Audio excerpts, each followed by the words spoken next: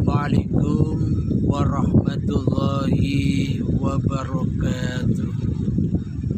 Bismillahirrahmanirrahim.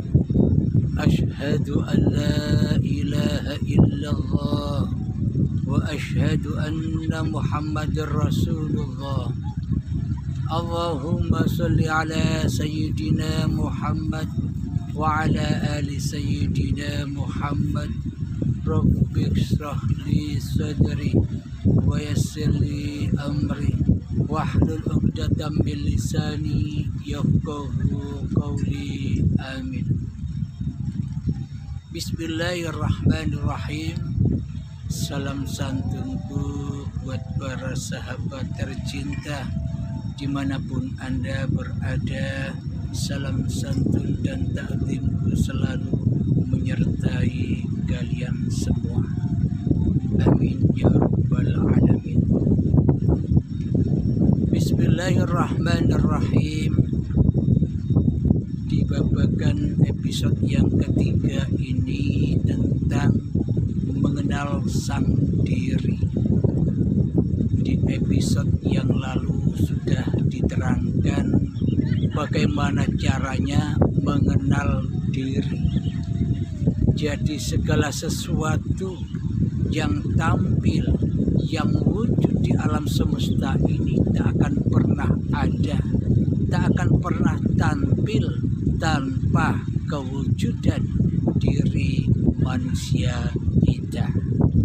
Jadi masih terhenti di dalam mengenal diri, agar kita tidak terkecoh hanya menyaksikan di luar diri saja hingga lupa kita terhadap diri kita yang sebenarnya lebih nyata, yang sebenarnya lebih wujud, yang sebenarnya lebih kuasa menyaksikan segala sesuatu yang kita saksikan.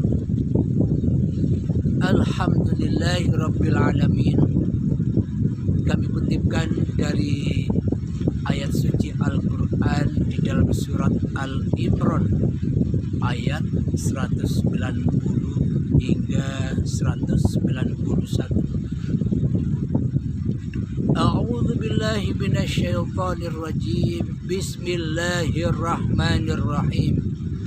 Inna fi khalqis samawati wal ardi wa ikhtilafil laili wan nahari la ayatin li ulil albab.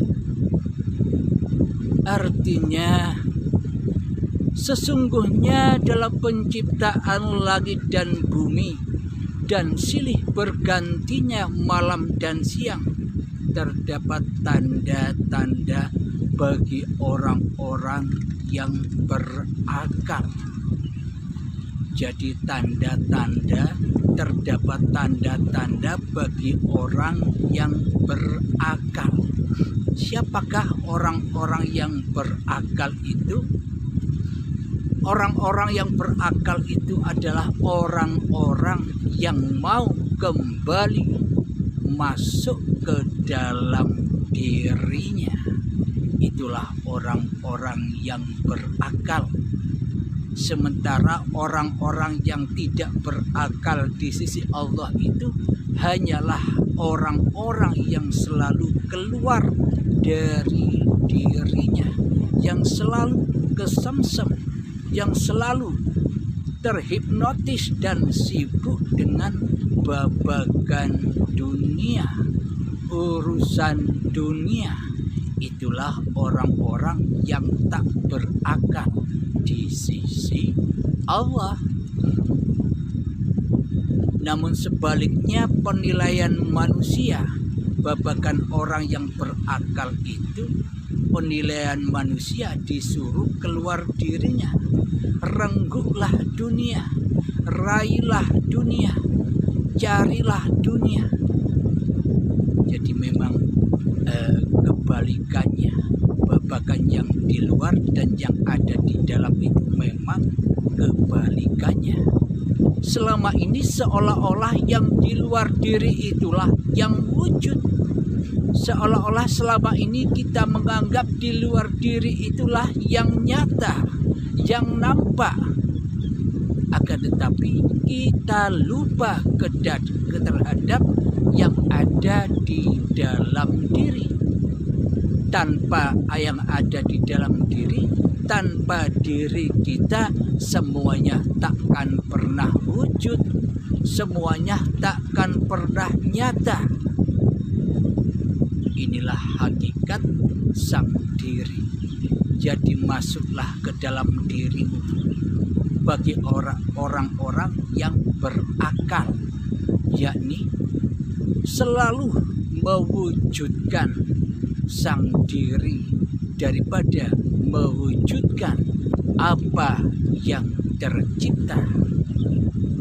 Selama ini kita kan hanya terfokus kepada yang tercipta, yang terlihat, yang terdengar, sedangkan kepada yang di dalam diri kita buta, kita lalai. Itulah tanda-tanda orang-orang yang tak berakal di sisi Allah Subhanahu wa Ta'ala. Jadi tanda-tanda yang diungkap Allah lewat ayatnya, tanda-tanda kebesaran Allah itu apapun yang tampil, apapun yang terwujud, apapun yang tercipta, keadaan apapun yang hadir di depan kita, semua itulah tanda-tanda kebesaran Allah. Siang dan malam, baik dan buruk, taat dan maksiat, min dan plus, hitam dan putih, bodoh dan pintar, semua itu pun juga tanda-tanda kebesaran Allah Subhanahu wa Ta'ala bagi orang-orang yang berakal, bagi orang-orang yang mau kembali rojiun masuk ke dalam diri manusianya. Jadi segala sesuatu yang nampak dan terwujud itulah tanda-tanda yang besar bahwa ada pencipta di balik semua itu. Ada pencipta di balik apapun yang kita saksikan. Ada penguasa di balik segala suasana, segala keadaan yang kita rasakan. Yakni siapa yang mendalangi, yang memahabesari rahasia peristiwa itu, tak lain dan tak bukan adalah Uripe Allah atau Hayatullah. Dialah rahasia di balik rahasia terwujudnya alam semesta ini. Rahasia di balik rahasia terwujudnya badan-badan kita ini. Berhubung kita selama ini yang mengaku-ngakui bahwa hidup ini milik kita, maka kita selama ini terlena keluar dari hidup yang kita akui selama ini, sehingga kita tidak sadar akan hidup ini. Kita selalu terlena, lengket dengan apa-apa yang kita saksikan. Selama ini pandangan kita, persaksian kita tersesat ke dalam benda-benda, barang-barang, apapun yang kita saksikan.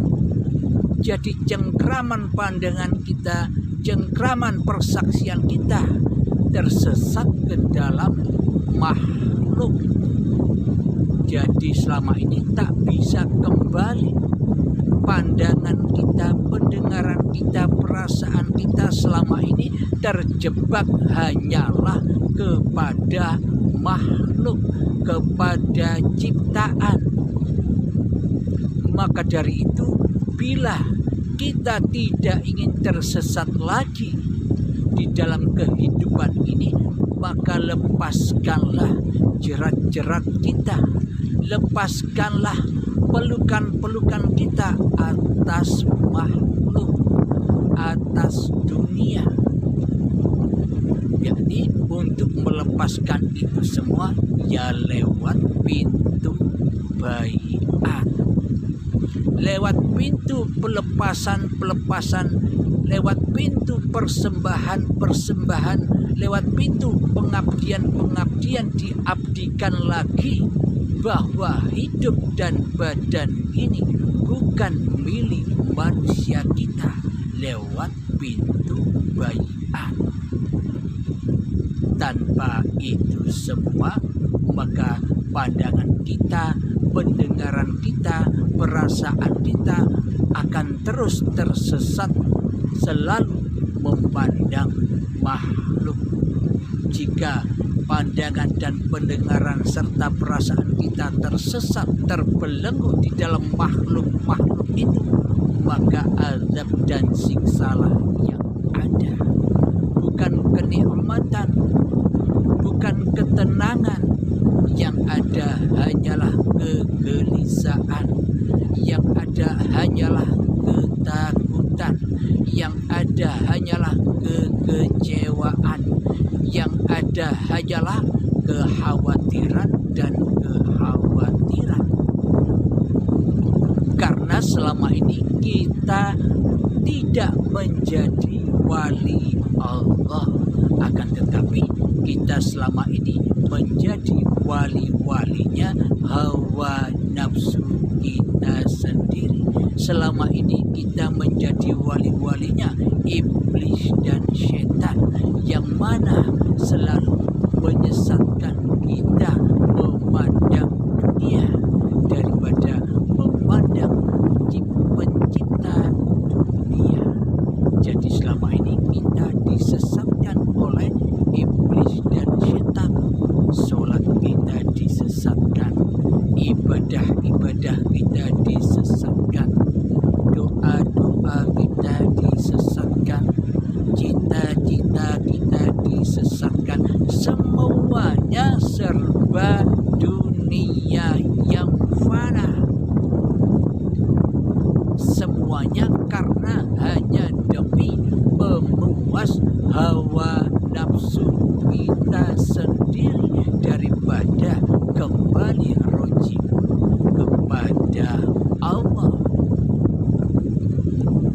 Jadi bagi ulil albab, bagi orang-orang yang berfikirlah, yang menyadari atas kesalahannya selama ini, bagi orang-orang yang dikehendaki Allah sajalah yang bisa menyadari atas kezaliman, atas ketersesatan hatinya selama ini. Hanya orang-orang yang berakal yang bisa menghisap dirinya, yang bisa menimbang-nimbang kelakuannya sebelum kedatangan Baiatul Akbar, sebelum kedatangan Yaumil Akbar, sebelum kedatangan hari akhir, sebelum kedatangan hari kiamat kubra. Alhamdulillahirrabbilalamin. Semoga saya dan kita semua tergolong orang-orang yang ulil albab, tergolong orang-orang yang mau berpikir, tergolong orang-orang yang selalu menjadi hamba Allah Subhanahu wa ta'ala. Alhamdulillahirrabbilalamin. Semoga yang sedikit ini menjadikan pemahaman kita, menjadikan semangat kita berubah, meniti balik ke dalam jalan fisabilillah. Jadi jalan akhir itu adalah menuju ke jalan yang awal. Awal dan akhir sama. Awalnya gaib, awalnya tiada, awalnya tak wujud, awalnya tak hidup, awalnya tak kuasa apapun. Kembalilah ke jalan awalnya. Itulah hakikat jalan akhir. Akhir ya awal, awal ya akhir, yakni ahad. Yang wujud hanya pencipta awal dan pencipta akhir, yang berkuasa atas diri manusianya, yang mencipta atas diri manusianya. Siapakah dia? Hayatullah, uribe Allah. Alhamdulillahirabbil alamin. Rabbana atina fid dunya hasanah wa fil akhirati hasanah wa qina adzabannar. Wa sallallahu ala sayyidina Muhammad wa ala alihi wa sahbihi wa sallam. Walhamdulillahi rabbil alamin.